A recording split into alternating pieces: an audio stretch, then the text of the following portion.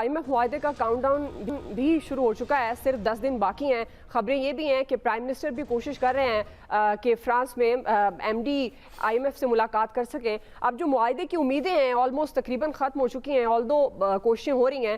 لیکن عامر صاحب, یہ جو حکومت کا نیا 10 سالہ قومی معاشی پلان سامنے آیا ہے, ویسے تو پاکستان میں بڑے بڑے پلانز بنتے ہیں مگر ہم دیکھتے ہیں کہ ان پر عمل نہیں ہوتا. آپ اس پلان کو کس طرح سے دیکھ رہے ہیں؟ سیاسی افراتفری میں اس قومی منصوبے پر عمل درآمد کس طرح سے یقینی بنایا جائے گا؟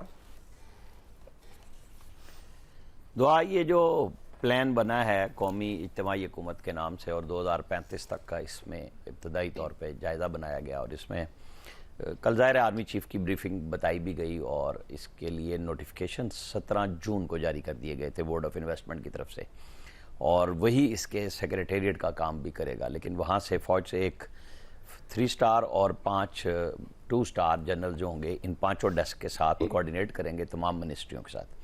اب میں آپ کو بتاؤں کہ جیسے سابقہ حکومت میں محمد بن سلمان اسلام آباد آئے, گاڑی ڈرائیو کی سابق وزیر اعظم نے, سب کچھ ہوا, لیکن امپلیمنٹیشن کے وقت میں گورنمنٹ کی طرف سے بہت بڑا ایک فیلور آیا کہ کہیں پہ ان کی کوارڈینیشن صوبوں سے نہ ہو سکی. حالانکہ پنجاب کے پی میں تو حکومتیں بھی ان کی تھی, بلکہ بلوچستان کی بھی تھی, اور سٹارٹ میں تو زرداری صاحب نے سندھ کے حوالے سے بھی مذاق معیشت کی بات کی تھی, اور شہباز شریف صاحب نے بھی کی تھی. لیکن چونکہ ان کی ترجیحات میں یہ تھا کہ یہ جو بات کرتے ہیں یہ چور ڈاکو ہیں, اور یہ صرف NRO لینے کے لیے بات کرتے ہیں. آج وہی بات ان کے اوپر الٹ ہو رہی ہے. تو یہ جو پاکستان آج جس بحران میں گیا ہے, اور ظاہر ہے کہ گورنمنٹ آف پاکستان, وزیر اعظم ہوں, سب لوگ, ملٹری ڈپلومیسی بھی ساتھ جاری ہے. ڈار صاحب بھی آج بھی امریکی سفیر سے ملے ہیں, کل برطانوی سے ملے تھے, 12 ملکوں سے ویسے بات چیت پرائم منسٹر کر چکے.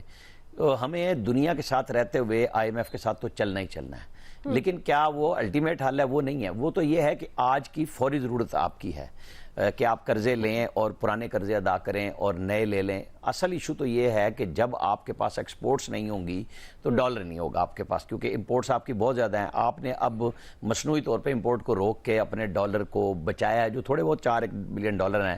چائنا ری رول کر رہا ہے, سعودی عرب نے گارنٹی کیا ہے. جہاں ہماری کچھ کوتاہیاں ہیں, اور وہ کوتاہیاں کوئی یہ 13 مہینے میں نہیں ہو گئیں کہ میں اگر یہ کہوں کہ صرف یہ کر رہے ہیں, اس کے اندر سب کو اگر مجموعی طور پہ دیکھیں تو اصل بات یہ ہے کہ یا تو ہمیں قرضے مل رہے ہوں, ہمیں ریمیٹنسز بہت آ رہی ہوں, اور ہماری ایکسپورٹ جو الٹیمیٹ حل ہے. تو بہت اچھی بات ہے کہ گورنمنٹ کے لیول پہ فوج مل کے دونوں اگر فیصلہ کر لیں کہ سارا ہی پاکستان سب کا ہے نا, کوئی فوج الگ نہیں ہے اور حکومت الگ نہیں ہے, اپوزیشن نہیں ہے, تو آئندہ چارٹر آف اکانومی تو یہی ہوگا آپ کو کہ جیسے احسن اقبال پہ بہت لوگ تبصرہ کر دیتے ہیں کہ جی 2030 پروگرام ہے, فلاں ہے. آپ دنیا میں کسی ملک کا ماڈل اٹھا لیں, آپ کو شارٹ ٹرم اور لانگ ٹرم دونوں صورتوں میں ساتھ چلنا ہوتا ہے. تو اس لحاظ سے ترجیحات طے کر لی گئی ہیں 5 سیکٹرز کی, کہ ایگریکلچر بھی ہے, سب اس میں IT سب سے زیادہ مین لیڈنگ رول میں ہے, ڈیفنس بھی ہے.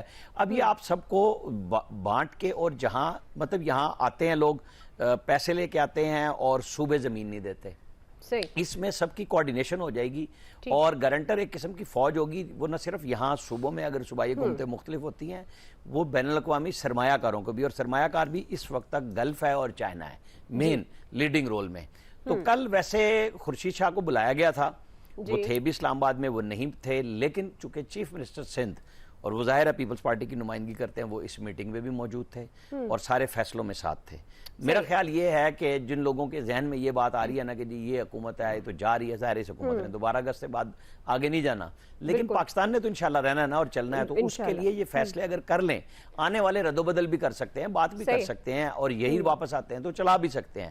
لیکن ہمیں کہیں پہ تو بنیاد رکھنی ہے نا کہ راستہ کوئی متعین کریں کہ ایکسپورٹس بڑھیں گی تو پاکستان کا سارا مستقبل اس سے وابستہ ہے, ان قرضوں میں تو نہیں ہے. بالکل بالکل آپ صحیح کہہ رہے ہیں نوید صاحب. جس طرح عامر صاحب بھی کہہ رہے ہیں, بالکل بات درست ہے, منصوبہ تو بہت ہی شاندار ہے, اور اگر واقعتاً جو ہم بار بار بات کرتے ہیں کہ فائنینشلی طور پر کوئی لانگ ٹرم پلاننگ کی ضرورت ہے اس ملک کو, لیکن انفارچونیٹلی ہوتا یہ ہے کہ ایک حکومت منصوبے بناتی ہے, جب اگلی حکومت آتی ہے تو وہ اس کو اس طرح سے چلا نہیں پاتی, اور وہ اپنے نئے منصوبوں کا آغاز کر دیتی ہے.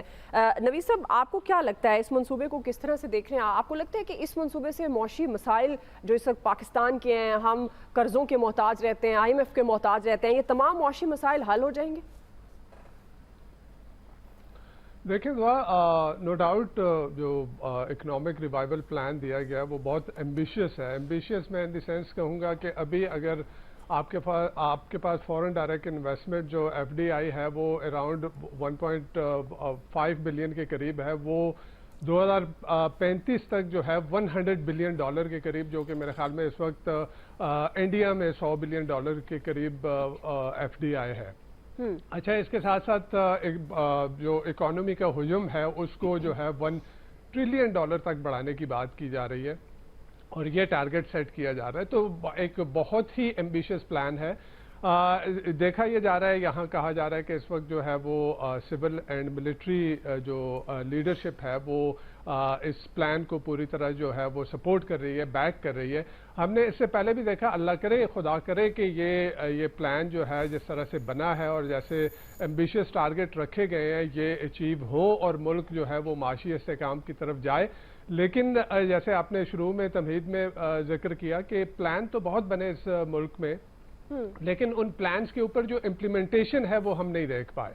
آپ پچھلی گورنمنٹ کو دیکھ لیں، پچھلی گورنمنٹ میں بھی ہم نے اکنامک ایڈوائزری کونسل بنی، بڑے فین فیئر کے ساتھ ہم نے دیکھا دنیا کے بڑے بڑے جو ہے وہ اکانومسٹ جو پاکستانی نژاد اکانومسٹ ہیں دنیا میں، ان کو جو ہے اس ایڈوائزری کونسل میں بٹھایا گیا، ان کو لایا گیا، اور ایک بہت ہی ایمبیشس جو ہے وہ پلان سامنے لایا گیا کہ پاکستان کی جو معاشی دیگرگوں حالات ہیں ان کو بہتری کی طرف لے کے جایا جائے۔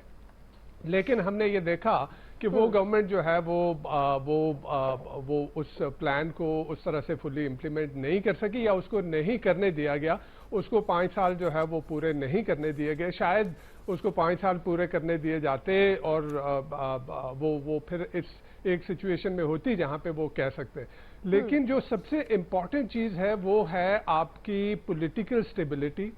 جی، اس ملک میں ہم پچھلے 13 مہینوں میں ہم نے دیکھ لیا کہ جس طرح کی پولیٹیکل سچویشن رہی، اور اگر پولیٹیکل سٹیبلٹی نہیں ہوگی تو آپ اکنامک سٹیبلٹی کی بات ہی نہیں کر سکتے، آپ سوچ ہی نہیں سکتے۔ ہم اس وقت دیکھ رہے ہیں کہ ہم نے یہ 2035 کا جو ٹارگٹ $100 بلین کی FDI کا رکھا گیا ہے، اس وقت تو ہم یہ دیکھ رہے ہیں کہ جو انویسٹر ہے، فورن انویسٹر ہے، وہ تو الٹا بھاگ رہا ہے۔ ریسنٹلی ہم نے دیکھا کہ شیل نے جو ہے وہ وائنڈ اپ کی اپنی انویسٹمنٹ۔ تو اب جو ملک میں political stability, rule of law, آئین کی بالادستی، یہ بہت امپورٹنٹ چیزیں ہیں۔ ٹھیک ہے، فورن انویسٹر جو ہے وہ دیکھتا ہے ان چیزوں کو، اگر ملک میں سیاسی استحکام نہیں ہے، وہاں پہ رول آف لا نہیں ہے، وہاں پہ قانون اور آئین کی بالادستی نہیں ہے، تو وہاں وہ ایک ڈیٹرنس ہوتا ہے فورن انویسٹر کے لیے، وہ کس طرح سے انویسٹ کرے گا۔ آپ ابھی جو آپ نے IMF کی بھی بات کی کہ IMF کے ساتھ IMF کی جو 9th ریویو ہے وہ کمپلیشن کی طرف نہیں جا رہا۔ اکتوبر میں 9th ریویو جو ہے وہ ہونا تھا، وہ نہیں ہوا، ابھی تک نہیں ہوا۔ اس سے آپ یہ دیکھیں کہ IMF کی آپ کے معاشی نظام کے اوپر وہ کتنا ٹرسٹ ہے IMF کا اس کے اوپر۔ بالکل، آپ جن پوائنٹس پہ بات کر رہے ہیں، IMF کا ٹرسٹ نہیں ہوگا تو بالکل نوید صاحب، آپ نے جن پوائنٹس پہ بات کی ہے نا، تو یہ بالکل پریکٹیکلی یہی ہے۔ جب تک آپ کی پولیٹیکل سچویشن سٹیبل نہیں ہوتی ہے تو آپ کس طرح سے، وہ جو غیر یقینی کی صورتحال ہے میں فوراً انویسٹر کو اس طرح کا ٹرسٹ نہیں آتا۔